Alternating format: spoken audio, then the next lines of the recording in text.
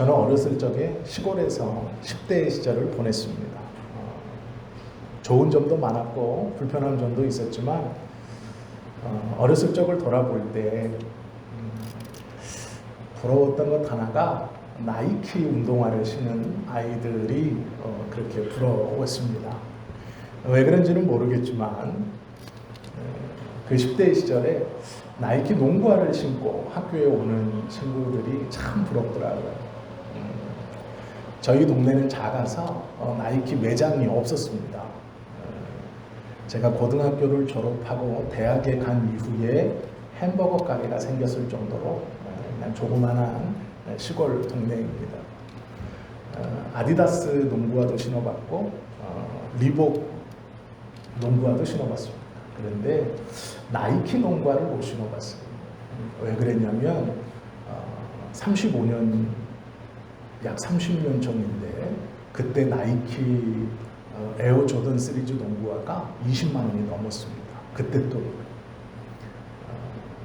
그 시골에서 그걸 신는다는 건 거의 저에게는 불가능한 일이었습니다. 아마 그래서 그 나이키 농구화를 신고 다니는 아이들이 그렇게 부러웠는지 모르겠습니다. 제가 뜬금없이 왜 이야기를 하냐면요.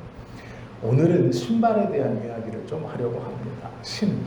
발에 신고 다니는 그 이야기를 좀 하려고 합니다. 룻기 3장에 보면 기업물을 자에 대한 이야기를 하면서 보아스가 할 일이 있다 라고 하면서 룻을 집에 가서 잠시 기다리라 이렇게 돌려보내는 이야기로 3장이 끝나죠. 그리고 보아스는 불이 나게 아침 일찍 성문으로 뛰어가 자리를 일찌감치 잡고 앉아 있습니다. 그리고 한 사람을 기다리죠. 그 한 사람이 기업 물을 권리를 가진 첫 번째 1순위의 사람입니다. 보아스가 좀 기다리고 있자 그 사람이 성문으로 다가왔고 보아스가 그를 부르는 것이 4장 1절입니다. 그렇게 기업물을 첫 번째에 권하는 사람을 부르면서 오늘 4장의 이야기가 시작되어지죠. 이렇게 부릅니다. 보아스가 성문으로 올라가서 거기 앉아 있더니 마침 보아스가 말하던 기업물을 자가 지나가는지라. 보아스가 그에게 이르되 아무개여 이리로 와서 앉으라 하니 그가 와서 앉으매라고 말하죠. 그런데 재밌는 건 기업물을 자의 첫 번째 권리를 가지고 있는 사람의 이름이 아무개여라고 기록되어 있습니다. 아무개여라는 건 이름을 기록해 놓지 않겠다라는 의미입니다. 보아스가 상대방을 보고 아무개야 이렇게 부르지 않았을 겁니다. 분명 이름을 불렀을 겁니다.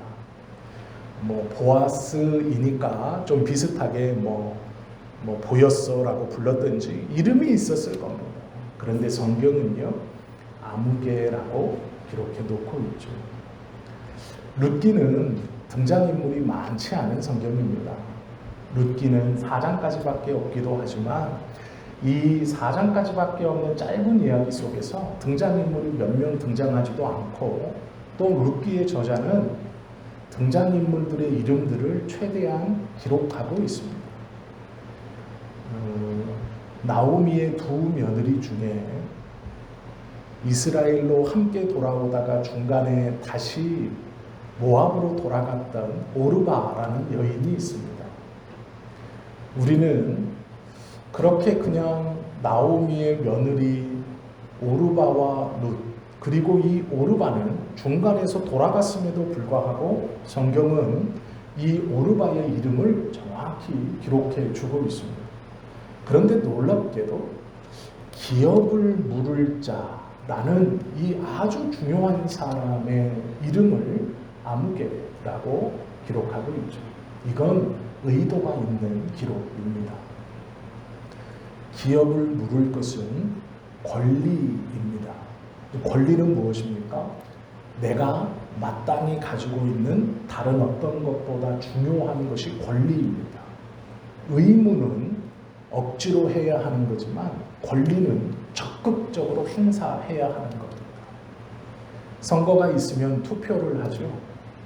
투표는 권리, 민주시민으로서의 권리라서 적극적으로 행사해야 하는 것이죠. 그것이 권리입니다. 전쟁이 나도 적군이 우리를 잡지 못하고 또 무기를 들고 있지 않고 저항하지 않는 민간인들을 함부로 대접할 수 없습니다. 그것은 권리입니다. 적극적으로 누려야 하는 것이고 요청하는 것이죠. 참 재미있게도 성경은 이 기업 물을 것을 권리라고 설명합니다. 적극적으로 행해야 하는 것이라는 것이죠. 그런데 이 중요한 기업 물을 자의 권리를 가지고 있는 첫 번째 권리자의 이름을 성경은 과감히 생략합니다. 아무개 이렇게 기록하고 있죠. 이름을 생략해버렸고 두 번째는 이 아무개는 이 뒤에 성경 어디에서도 등장하지 않습니다. 하나님의 일에 있어 무엇을 가지고 있는가가 중요하지 않죠.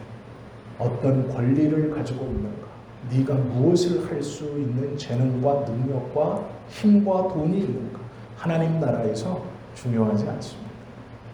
이 기업물을 짜는 첫 번째 권리를 가지고 있었습니다. 상당히 중요한 자죠. 그런데 이름을 생략합니다. 왜요? 무엇을 할 수 있고 무엇을 가지고 있느냐보다 무엇을 했느냐가 중요하기 때문입니다. 하나님의 나라는 능력에서 오지 않습니다. 하나님의 일을 할 수 있느냐 없느냐, 네가 얼마만한 가능성을 가지고 있느냐가 아니라 하나님의 나라에 도움이 되느냐 아니냐로 판단하십니다. 기업물을 짜는 중요한 자이나 성경은 그의 이름을 생략합니다. 그리고 그의 삶에 대해 하나도 기록해 놓지 않았습니다. 성경에서는요, 5달란트 맡긴 자, 2달란트 맡긴 자, 1달란트 맡긴 자의 이야기가 있습니다. 많이 가지고 적게 가지고가 중요한 게 아니라 그것을 가지고 이득을 내는 것, 그것이 중요하다라고 우리에게 교훈하시죠. 마찬가지로 권리를 가졌음에도 그 권리를 행하지 않는 사람은 아무개입니다. 이것이 르기 4장 첫 번째의 시작이죠. 배역의 크기가 중요한 것이 아니라 무엇을 했는가가 중요하죠. 성경은요, 아무개가 신을 벗는 것을 나쁘게 보고 있습니다. 이 신을 벗은 행위로 이 첫 번째 기업물을 권리를 가진 이 사람의 이름이 아무개로 바뀌어 버립니다. 보아스는 이 아무개를 불러서 성벽 위로 자리를 잡아 앉혀 놓습니다. 그리고 10명의 장로들을 초청하여서 앉혀 놓습니다. 그리고 공개적으로 말합니다. 이제 기업물을 권한이 두 번째가 있는 내가 첫 번째 권한을 가지고 있는 이 사람에게 10명의 장로들 앞에서 기업에 물을 권리를 물을 것입니다. 증인이 되어 주십시오라는 거죠. 그리고 말합니다. 얼마 전 나오미가 고향으로 돌아왔습니다. 나오미의 남편 엘리멜렉의 재산, 즉 땅과 그가 가지고 있던 권한을 나오미가 이제 팔려고 합니다. 당신이 첫 번째 기업을 물을 권한을 가지고 있습니다. 그것을 사신다고 하면 좋습니다. 제가 포기하고, 만약 당신이 사시지 않는다고 하면 제가 사겠습니다. 이렇게 말하죠. 그랬더니 그 첫 번째 권한을 가진 자가 내가 살 것이다, 이렇게 고민하지 않고 이야기합니다. 첫 번째 거래에서는 패배했습니다. 보아스는 나오미의 기업을 자기가 살려고 온 겁니다. 자기가 그 땅과 모든 것들을 돈을 주고 사려고 왔습니다. 그런데 첫 번째 기업을 물을 권한을 가진 자가 내가 사겠다 이렇게 말해버립니다. 계획이 틀어졌죠. 급하게 이 보아스는 두 번째 이야기를 합니다. 2라운드가 벌어진 것이죠. 1라운드에서는 너무 성급하게 덤볐던 보아스가 패배한 겁니다. 두 번째 라운드가 벌어지고 보아스는 조금 더 구체적으로 이야기합니다. 잘 생각해 보십시오. 땅을 삽니다. 나오미와 룻 여인 두 명이 먹으면 얼마나 먹겠습니까? 그 땅은 넓고 소출은 많이 나올 것이고 이 두 여인을 잘 먹이고 나오미가 죽으면 그 기업이 영원히 내 것이 되니 그래 내가 당장은 손해지만 이 기업을 사야겠다라는 것이 첫 번째 기업물을 권한을 가진 사람의 마음이었고 그래서 산다고 했습니다. 그런데 그가 생각하지 못한 것을 보아스가 이야기합니다. 그것만 있는 게 아니야. 잘 생각해야 돼. 나오미의 땅을 사주는 것뿐만 아니라 그의 아들의 며느리였던 부인이었던 룻이라는 이방 여인을 같이 사서 그 여인에게 자녀를 낳아주고 그 자녀가 크면 엘리멜렉의 가문의 재산을 다시 돌려주어서 그로 우리 형제 중에 끊어지지 않도록 가문이 이어가도록 독립시켜 주어야 해라고 말합니다. 그랬더니 첫 번째 기업물을 권한을 가진 사람이 그 생각을 하지 못했던 것 같습니다. 내가 큰 돈을 들여 손해를 보면서 나오미의 저당 잡힌 땅을 사주고 나오미와 룻만 잘 먹였다가 나오미가 죽으면 이 땅이 내 것이 된다고만 생각했는데 그것이 끝이 아니라 룻이라는 이방 여자와 결혼해서 그에게 아들을 낳아줘야 하고 그 아들이 16살이 되면 엘리멜렉이 원래 있었던 모든 땅들을 다시 돌려줘야 한다고. 이건 내 돈을 들여 남 좋은 일 시키는 거죠. 그랬더니 고민도 없이 거절합니다. 나는 물지 못하겠다. 보아스가 확답을 받죠. 물지 않을 것이냐? 그랬더니 그 사람이 그래 나는 물지 못하겠으니 네가 물어라. 그리고 그 발에서 신을 벗었다라는 것이 오늘 내용이죠. 2라운드는 보아스의 의도대로 보아스가 그 권리를 다시 찾아왔습니다. 법적으로 이 기업을 묻는다라는 것은 하나님께서 특별히 이스라엘 백성들에게 하나님의 자녀들이 그 가문을 약속의 땅에서 잘 유지할 수 있도록 만들어 놓으신 하나님의 법입니다.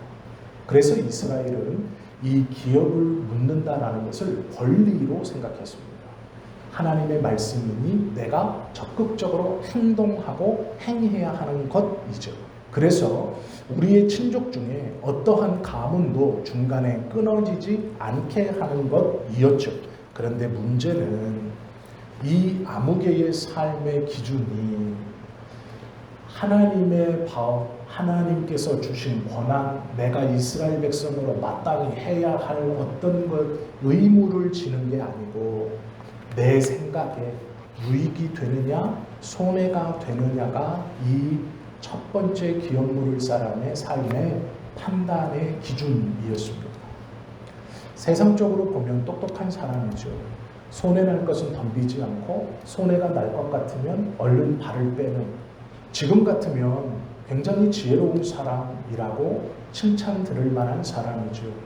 어쩌면 그 시대에도 자신의 재산을 지킨 좋은 사람이고 좋은 남편이고 좋은 리더일 수도 있습니다.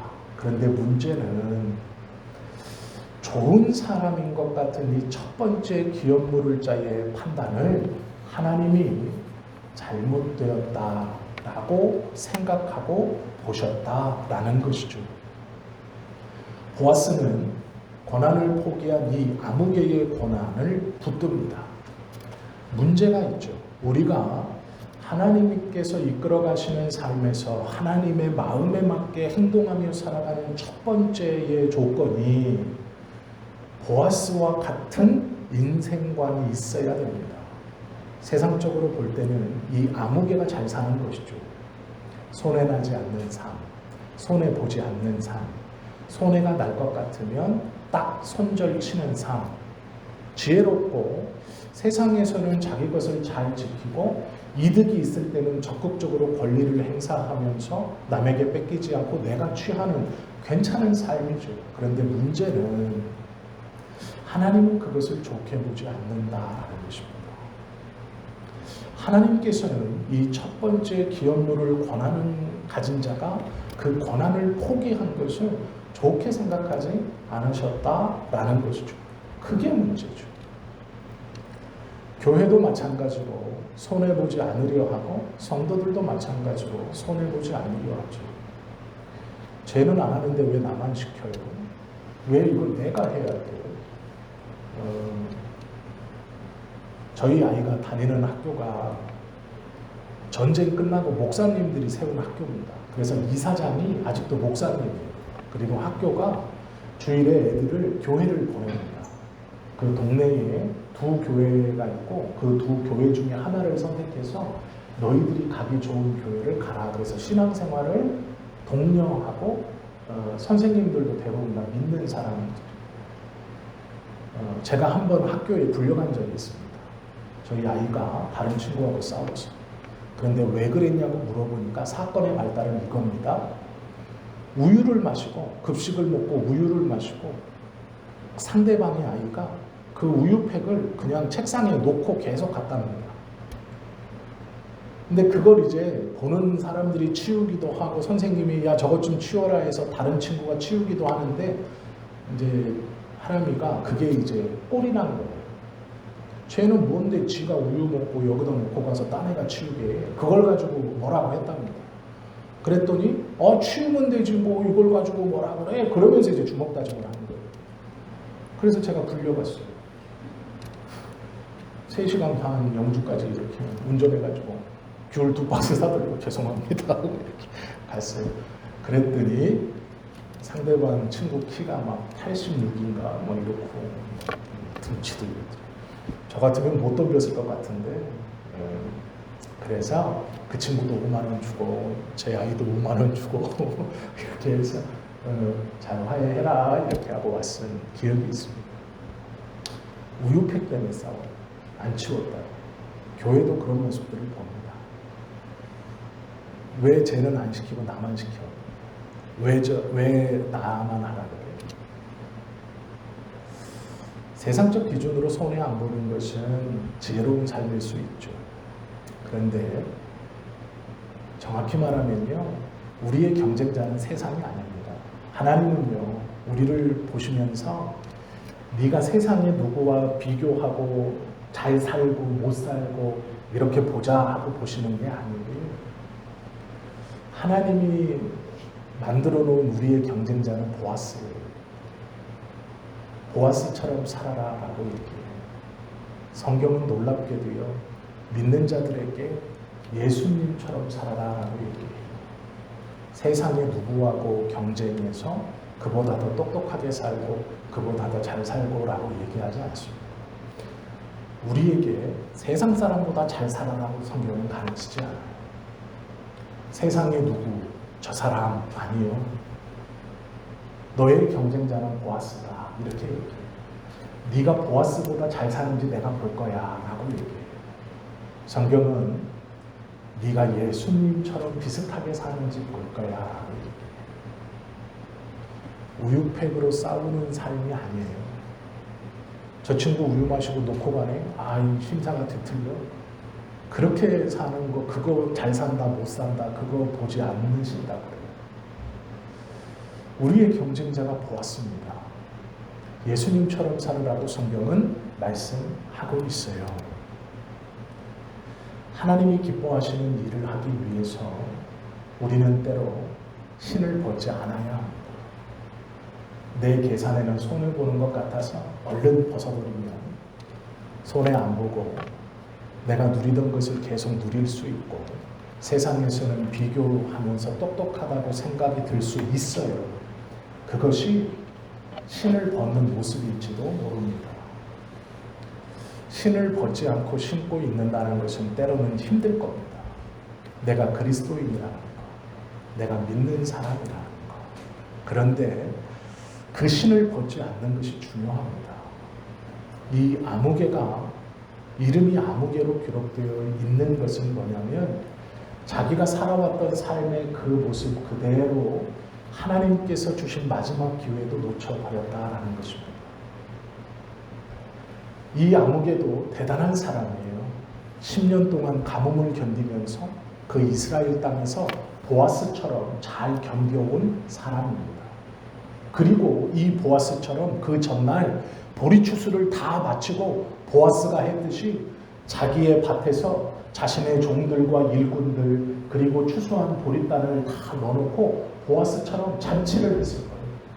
10년 만에 얻은 이 풍작을 서로 기뻐했을 겁니다.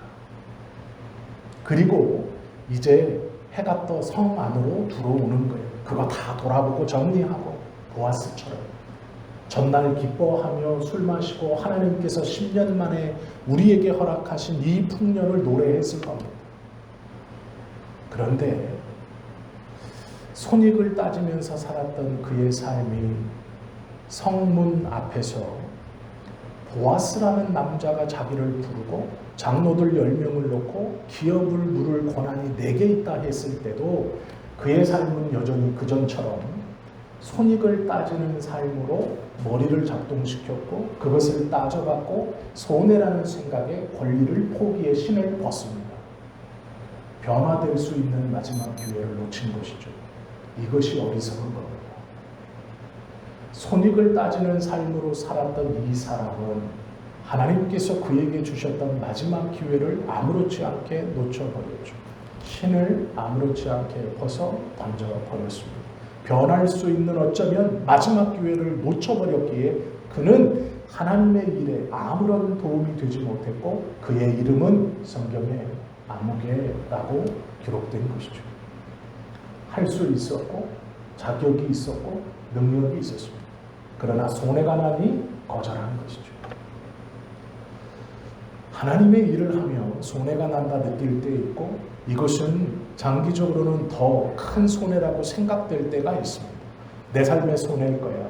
내 인생의 손해일 거야.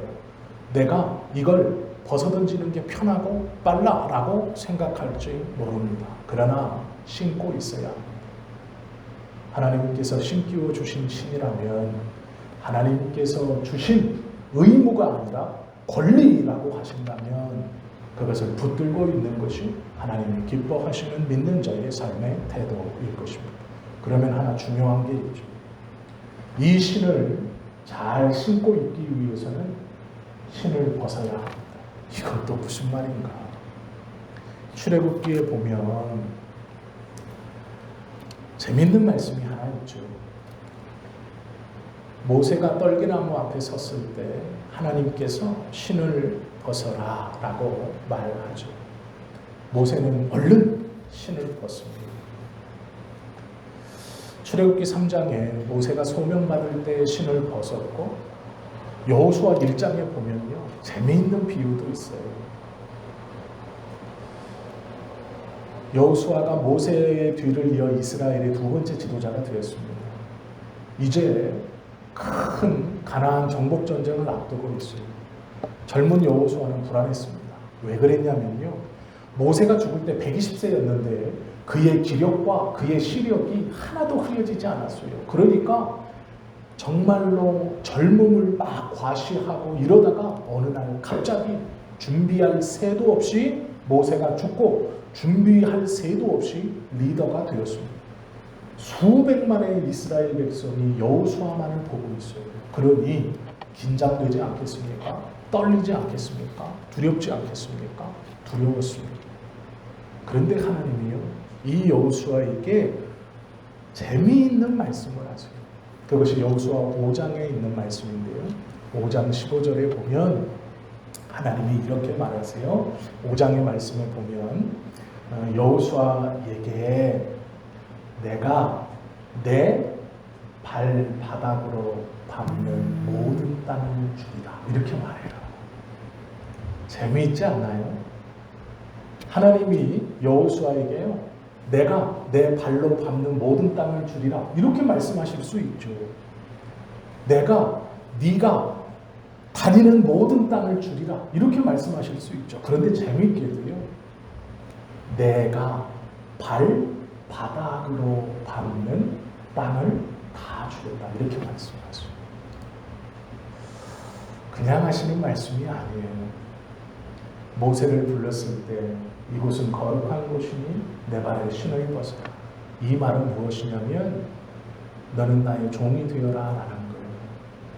그 당시에 어떤 사람 앞에서 신을 신지 않는다는 건 종이라는 의미였습니다. 신분을 나타냈어요. 신발이. 그런데 하나님이 모세에게 부르시면서 신을 벗어라 라는 말은 나의 종이 되어라 라는 말이에요. 더 노골적으로 내 노예가 되어라 하는 말이에요. 여호수아가 이스라엘의 리더가 됐을 때 하나님은 여호수아에게 뭐라고 말씀하시냐면 내 발바닥으로 밟는 모든 땅을 주겠다 이렇게 말해요. 이 말이 무슨 말입니까? 너도 내 앞에서는 나의 종이 되어라 라는 말.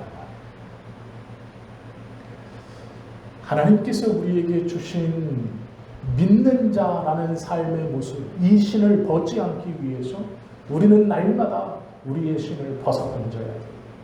쉽게 말하면 믿음의 삶을 살기 위해서 하나님께 모든 것을 맡기고 하나님의 종이 되어 하나님의 뜻대로 살아갈 수밖에 없다라는 거예요. 그게 유일한 방법입니다. 그래서 벗지 않기 위해 벗어 던져야 돼요. 우리의 경쟁자는 보았습니다. 세상 사람 아니에요. 그러면 믿는 사람으로 믿음 안에서 때로는 손해보는 것도 같고 내 계산과 내 느낌과 내 생각과 당장 내 눈앞의 상황은 내가 믿음을 통해 내가 신앙을 위해 손해보는 것 같고 지금은 마이너스인 것 같을 때도 벗어던지지 않고 이 믿음의 길을 온전히 걸어가는 유일한 방법은 벗어버리는 거예요. 내 계획을 벗어던지고 내 생각, 내 느낌, 내 판단, 내 감정 벗어던지고 하나님 앞에 하나님의 종이 되는 거예요. 하나님의 노예가 되는 거예요. 하나님이 주시는 말씀을 순종하며 사는 길밖에 없어요. 그래서 믿음을 통해 하나님 나라, 하나님 백성으로 살기 위해서 날마다 하나님 앞에 벗어 던져야 돼요. 나는 하나님의 말만 따릅니다. 라는 신을 벗어 던질 줄 알아야 됩니다. 출애굽기 3장도 여호수아 1장도 여호수아 5장도 신을 벗으라 그래요. 발바닥으로 밟아라. 맨발로 밟으라는 얘기가 아니라 내 말을 들어라 라는 거예요. 하나님의 말씀을 들어라. 그래야 하나님의 일을 감당할 수 있다라고 말씀하시는 것이죠. 오늘로 이 룻기를 좀 마치려고 하는데요. 마지막은 보아스가 끝까지 기업을 물어 자신의 하나님이 자기에게 주신 그 신을 신고 있죠. 절대로 벗지 않죠. 그러나 그러기 위해서는 하나님 앞에 자기가 신고 있는 신을 벗어야 돼요. 우리도 마찬가지입니다. 하나님 나라에서요, 목사라는 직분, 장로라는 직분, 권사님이라는 직분, 집사님이라는 직분, 성도님이라는 신분 다 소용없습니다. 그것도 다 벗어 던질 수 있어야 돼요. 하나님의 말씀 붙들고 내가 이런 직분을 갖고 있습니다. 내가 이것을 할 수 있습니다. 아무게 될지 몰라요. 그런데 조금 부족하고 조금 연약해도 하나님께서 나에게 주신 이 믿음의 길, 믿음의 삶을 꼭 붙들고 하기 위해 신을 벗지 않기 위해 몸부림치는 삶을 살아가려면 내 생각이라는 신도 벗고 내 계획이라는 신도 벗고 내 감정이라는 신도 벗어던져야 돼요. 하나님 앞에서. 그리고 말씀하시는 하나님의 귀 기울일 수 있어야 합니다. 그것이 룻기 4장에서 우리에게 들려주시는 하나님의 교훈이에요. 하나님의 말씀이에요. 우리의 경쟁자가 세상 사람이 아니듯 성경은 우리를 보고 세상에 누구처럼 쫓아가라, 그보다 잘 살아라라고 가르치지 않고 예수님처럼 살아라라고 말하죠. 성경은 예수님에 대해서 뭐라고 가르칩니까? 하나님의 뜻을 이루기 위해서 부끄러움과 수치를 개의치 않았다라고 말해요. 그 사명의 신발을 벗지 않기 위해서 날마다 기도하셨어요. 아버지, 할 수만 있으면 이 잔을 나에게서 옮겨주십시오. 벗고 싶었던 신발이에요. 그러나 그 신발을 벗지 않기 위해서 내 뜻대로 마옵시고 아버지 뜻대로 하시옵소서라고 하셨던 그 신을 벗어던져요. 그것이 우리 주님의 삶이었고 우리 보고 그렇게 살아가야 한다. 성경은 말씀하고 가르쳐 주고 있죠. 순종할 수 있게 해달라고 날마다 신을 벗어 하나님이 나에게 신기워 주신 신을 벗지 않게 해달라고 기도해야 하는 것이죠. 하나님의 일에서 손해가 날 것 같아 발을 빼는 아무개와 같은 사람, 우리도 그럴지 모릅니다. 목사가 이름을 기록해 주는 거 아니에요.